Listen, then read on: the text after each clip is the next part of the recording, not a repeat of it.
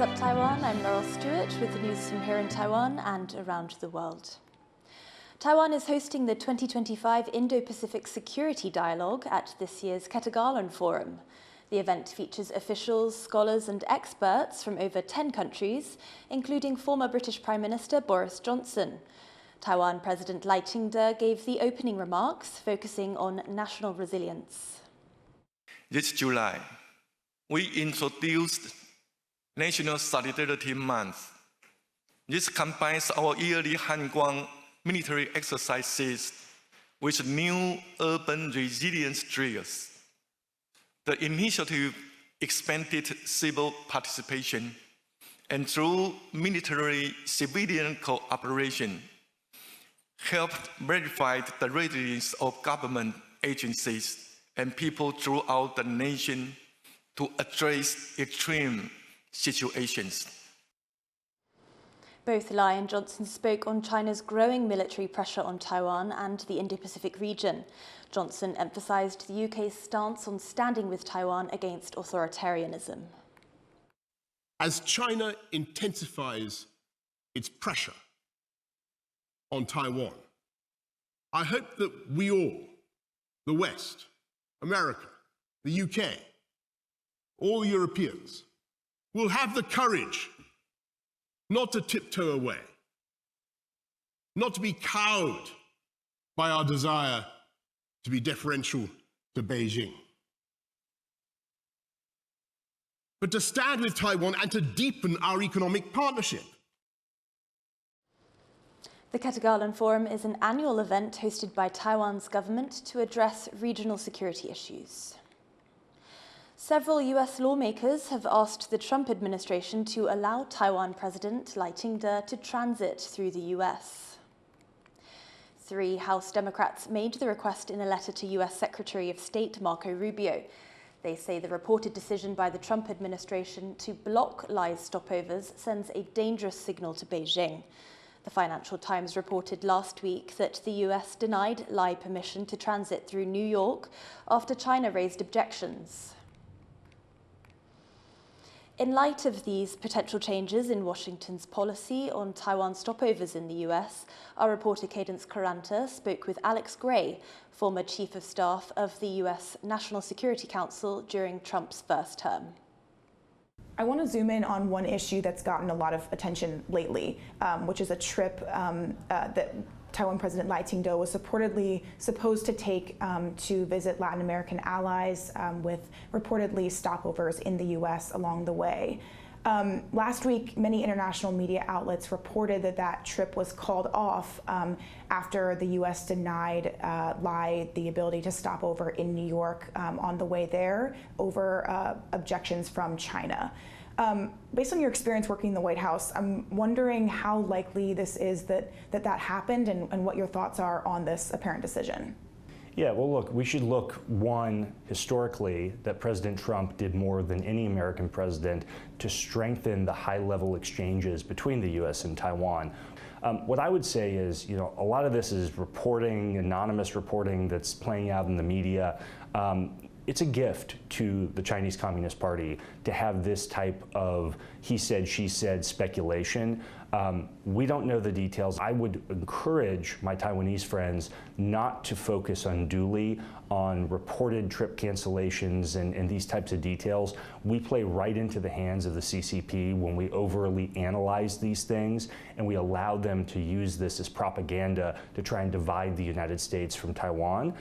Given that Taiwanese presidents have made stopovers in the U.S. before, including during Trump's first term, some experts have suggested this could indicate a change or a softening of U.S. policy towards China, especially given reports that Taiwan's defense minister was also supposed to go to the U.S. in June for meetings with high-level Pentagon officials, but that was also postponed because of objections from China. So I'm wondering what you think of this. Do you think Trump is warming up or softening his policies toward China? Look, President Trump is the first president in American history to declare unambiguously that our foremost national security threat is the PRC. I think when his national security strategy comes out later this year, it's going to reaffirm and even deepen his public commitment to making the organizing principle of U.S. national security policy the China threat. I have no reason to think, and I'm very confident, that the president is not changing his understanding and his approach to China at the strategic level. In terms of how the United States is positioned toward China, I think you're going to see the type of continuity from the president's first term, where we continue to harden ourselves and work with our partners to harden themselves against this extraordinary threat that we face from the CCP. A central goal for Taiwan right now in the U.S.-Taiwan relationship is to achieve a favorable tariff rate.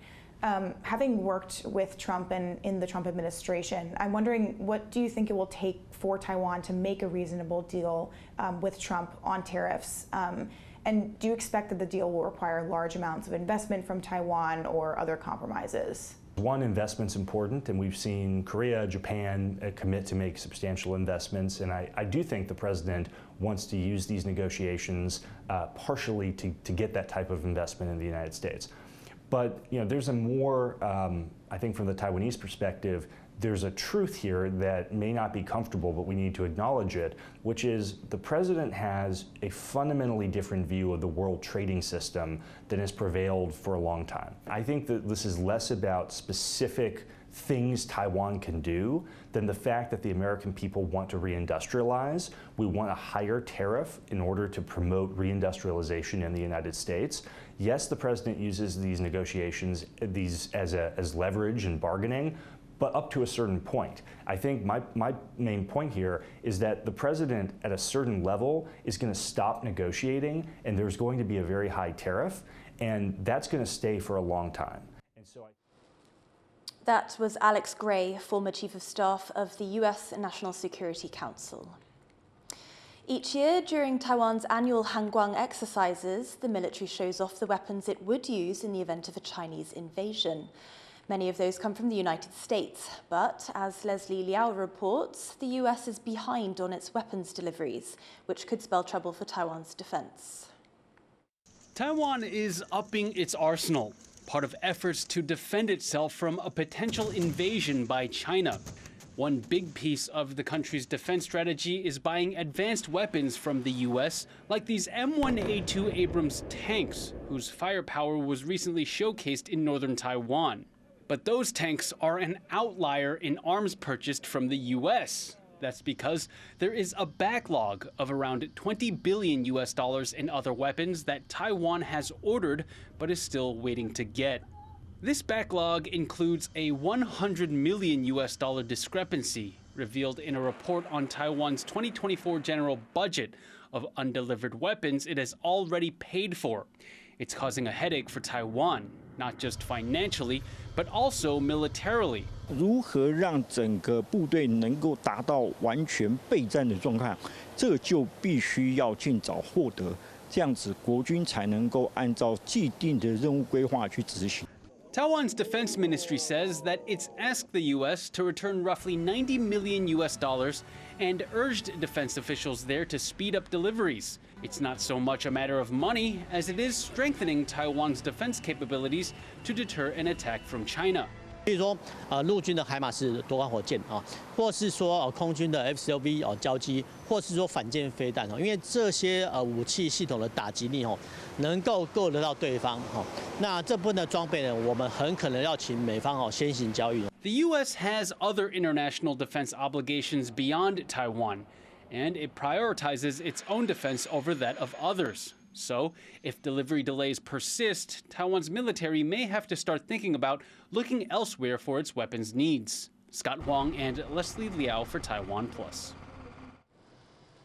Taiwan's Coast Guard faced off against a Chinese Coast Guard ship near the contested Pratas Island.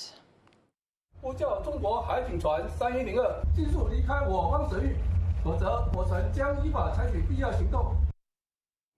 The standoff lasted about 22 hours, with the two vessels at one point coming within 1 nautical mile of each other. The Chinese ship disabled its identification system for a bit, in what officials here consider to be a test of Taiwan's response measures. In recent months, Chinese Coast Guard ships have repeatedly entered restricted waters around Taiwan's offshore islands. Analysts say the military needs to boost surveillance against Chinese incursions.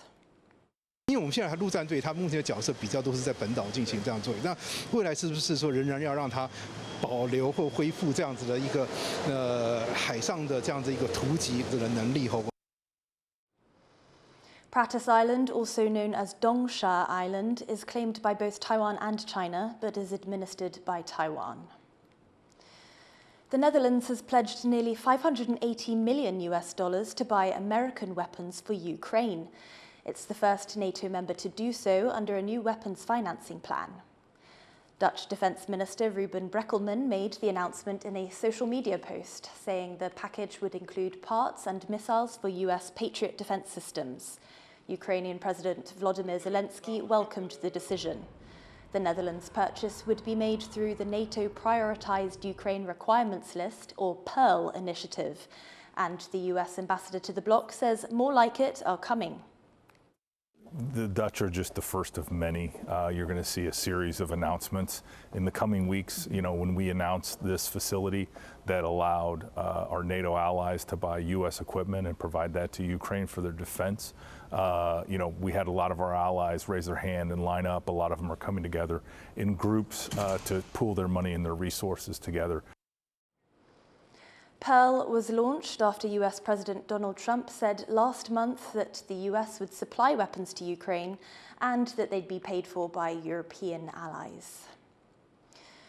4 more local officials here in Taiwan could be stripped of their positions after an audit found they hold Chinese nationality. The government has defended the move, but the officials involved say they're deeply integrated in their communities and that China won't let them renounce their citizenship. John Van Trieste reports. Until last Friday, Deng Wanhua was the village warden of Xuetian in eastern Taiwan.